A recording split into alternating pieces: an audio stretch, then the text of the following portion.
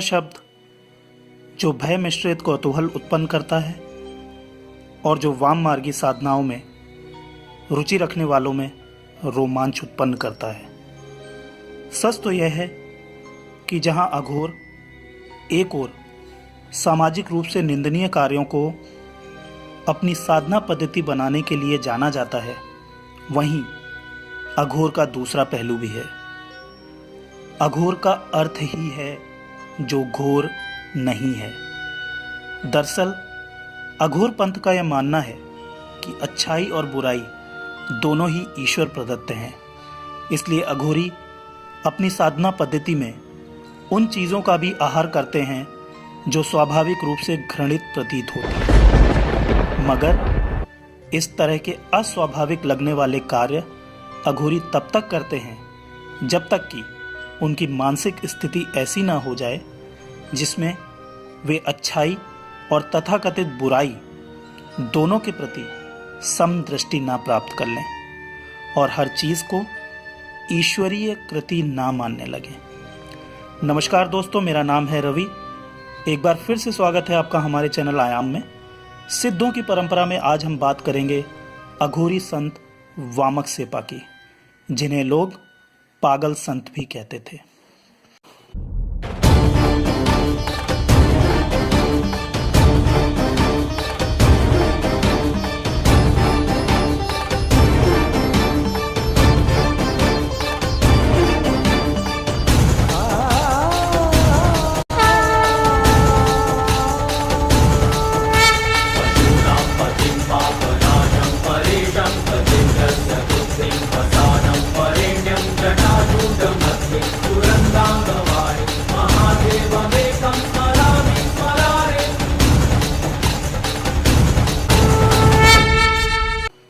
अठारहवीं शताब्दी में पश्चिम बंगाल के एक छोटे से गांव में जन्मे वामक सेपा की बचपन से ही पढ़ने लिखने में कोई विशेष रुचि नहीं थी। देवी काली की प्रतिमा के समक्ष अक्सर वे रोते हुए पाए जाते थे। चूंकि उनके पिता भी भक्ति मार्गी थे, वे ही पहली बार वामक सेपा को तारापीठ के शमशान लेकर गए थे और उसके पश्चात उनका ज्यादातर समय शमशान में ही बीतने लगा। तारापीठ को देवी तारा का स्थान माना जाता है। वामक सेपा का ज्यादातर वक्त देवी तारा की मूर्ति के समक्ष भजन करते हुए बीतने लगा। लगभग 27 वर्ष की उम्र में उन्होंने ब्रजवासी कैलाशपति नाम के सन्यासी को अपना गुरु बना लिया। उनके गुरु को अघोर और तंत्र की विलक्षण शक्तियां प्राप्त थीं, ऐसा लोगों का मानना था। अक्सर जब वामक सेपा अपने गुरु से मिलने जाते तो उन्हें अपने गुरु के आसपास कुछ आकृतियां नजर आती और वामक सेपा के समीप पहुंचते ही वो आकृतियां दृष्टि से ओझल हो जाती। गुरु से पूछने पर पता चला कि ये उन लोगों की भटकती हुई आत्माएं थीं जो पूर्व जन्म में शमशान साधना करते वक्त भय के कारण मृत्यु को प्राप्त हो गई थी। ये आत्माएं अब मुक्ति के लिए मार्गदर्शन प्राप्त करने हेतु वामक सेपा के गुरु के पास आती थी। अपने गुरु से दीक्षा लेने के पश्चात एक दिन साधना करते वक्त वामक सेपा को तीव्र प्रकाश दिखाई दिया और उनके सामने एक बहुत ही भयानक दिखने वाली स्त्री खड़ी थी जो कि बहुत डरावनी लग रही थी। मगर थोड़ी ही देर बाद उस स्त्री ने देवी तारा का रूप रख लिया और वामक सेपा को आशीर्वाद देकर वह अंतर्ध्यान हो गई। इसके बाद वामक सेपा तारा मंदिर के पुजारी बन गए, मगर उनका पूजा करने का ढंग आज भी बहुत निराला था। वो हाथों में फूल लिए बहुत देर तक रोते रहते और फिर उन फूलों को देवी की मूर्ति की तरफ फेंक देते। जो भोग देवी के लिए बनाया जाता था, उस भोग में से वे पहले ही खाना खा लेते और बचा हुआ भोजन वो देवी की तरफ फेंक देते और बोलते, ले माँ, अब ये तेरे लिए। इस बात का मंदिर के अन्य पुजारियों ने विरोध किया और वामक सेपा को शारीरिक रूप से प्रताड़ित करके देवी तारा की पूजा से बेदखल कर दिया।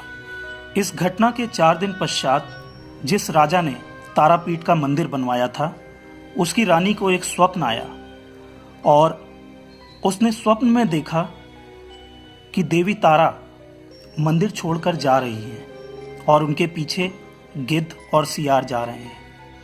जब देवी तारा की पीठ पर उनकी नजर पड़ी तो उन्होंने देखा कि उनकी पीठ पर घाव थे।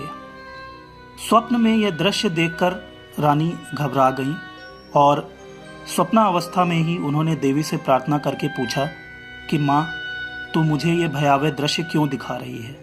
तो देवी तारा ने उनसे कहा कि मैं बहुत लंबे समय से तुम्हारे राज्य के इस मंदिर में रहती आई हूँ, मगर आज मेरे बच्चे को प्रताड़ित किया जा रहा है और चूंकि उसने मुझे 4 दिन से भोग नहीं लगाया, इसलिए मैंने मंदिर का कोई भी भोजन ग्रहण नहीं किया है। मैं अब तुम्हारा मंदिर छोड़कर जा रही हूँ। स्वप्न में इस दृश्य को देखकर उठने के पश्चात रानी बहुत ही चिंतित हुई। उसने राजा से ये बात बताई।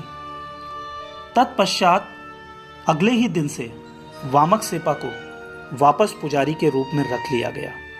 एक बार वामक सेपा भजन करते करते भाव की अवस्था में चले गए और उन्होंने खड़ी हुई फसल में आग लगा दी और देवी तारा की जय चिल्लाते हुए आग की लपटों में कूद गए।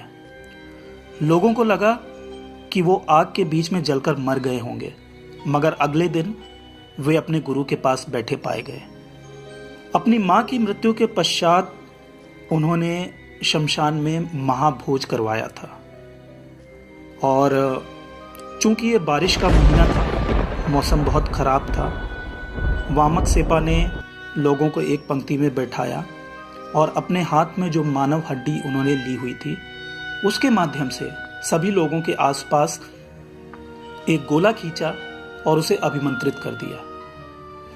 आसपास बारिश होती रही, लेकिन उस गोले के बीच में जहां पर लोग बैठे हुए थे, वहां पानी की एक बूंद भी नहीं गिरी। वामक सेपा भाव मार्गी होते हुए भी, वाम मार्गी होते हुए भी उच्च कोटि के संत थे।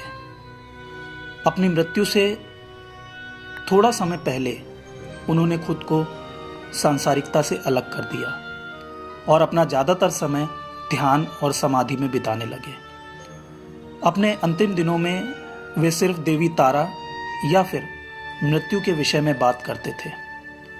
वामक सेपा कहते थे कि देवी मूलाधार चक्र में सोई हुई है और ध्यान साधना के द्वारा उसे जरूर जगाया जाना चाहिए, तभी आध्यात्म की पराकाष्ठा संभव है। दोस्तों, यह सत्य है कि वाम मार्ग सामाजिक मान्यताओं और मर्यादाओं के परे मार्ग है, मगर ईमानदारी और प्रेमपूर्ण भाव से इस मार्ग पर चलने वाला व्यक्ति आध्यात्म की पराकाष्ठा को अवश्य प्राप्त कर सकता है, इसमें कोई भी संदेह नहीं है। महाशक्ति आपकी रक्षा करें, आपके जीवन में शुभता प्रदान करें। आप सभी के लिए मेरी ईश्वर से यही प्रार्थना है। बहुत बहुत धन्यवाद।